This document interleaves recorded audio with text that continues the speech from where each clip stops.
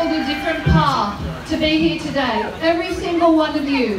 Whether you've gone out knocking on doors, talking to your family, coming out to people at work, or just basically supporting somebody in the LGBTIQ community because you know it's the right thing to do.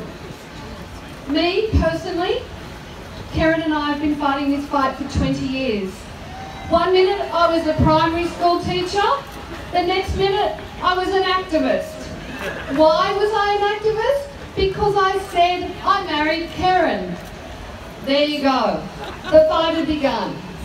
Now, my 82-year-old grandmother at the time, so it's not a generational thing, I don't buy this older people, younger people thing, it's a people thing. My 82-year-old grandmother said to her friends who were playing cards with her, "No whispering about my gay granddaughter behind my back, or I won't play cards with you anymore." She would be 120 now. So I grew up supported. I was very lucky. A lot of people are not. When Kerryn and I got married twice, once in 1998 in New York before it was legal, and then again in 2011, we married each other because we had to travel to another country to do that. Hopefully, very, very soon, you all won't have to. I can't wait to see the equality that we have worked so hard for and for so long become a reality. Today, I'm proud to be Australian. I don't want to hear any more about people having their say about us. I want to see the politicians man up and get this done. Today, we are all activists.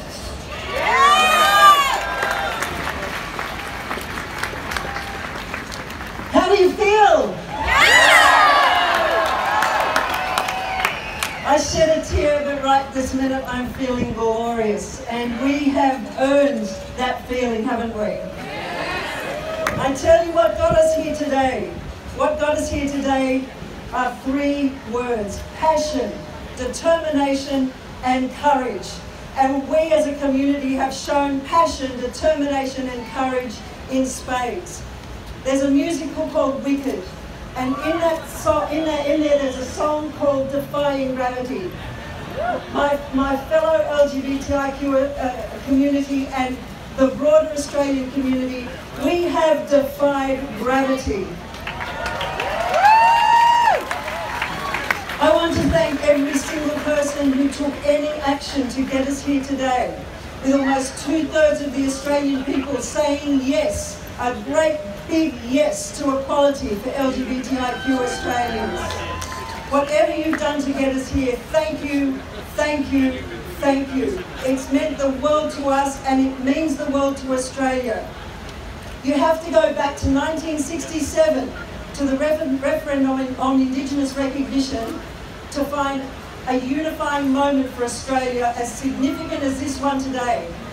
And 50 years on from that debate, we'll be looking at the 15th of November 2017 as a critical moment in nation building for our country, because today was the day that Australians said yes in great numbers. 133 electorates out of 150 voted yes for equality. If this had been a federal election on a two-party preferred basis, there would have been a 100-seat majority in federal parliament. That's the size of the victory that we are talking about today. But this is not just a victory for the LGBTIQ activists. It's not just a victory for the community of LGBTIQ people. This is a victory for what is right and proper for all Australians. Now, I talked about passion, determination, and courage. This fight is not over yet until the legislation passes and protects us against further and new discriminations. We need to continue to demonstrate passion, determination, and courage. And until this is done, we will have passion that is completely fired up. Until this is done, we will have the determination to see it through. And until this is done, we will have the courage to have whatever fights, whatever conversations we need to have to make sure that this happens.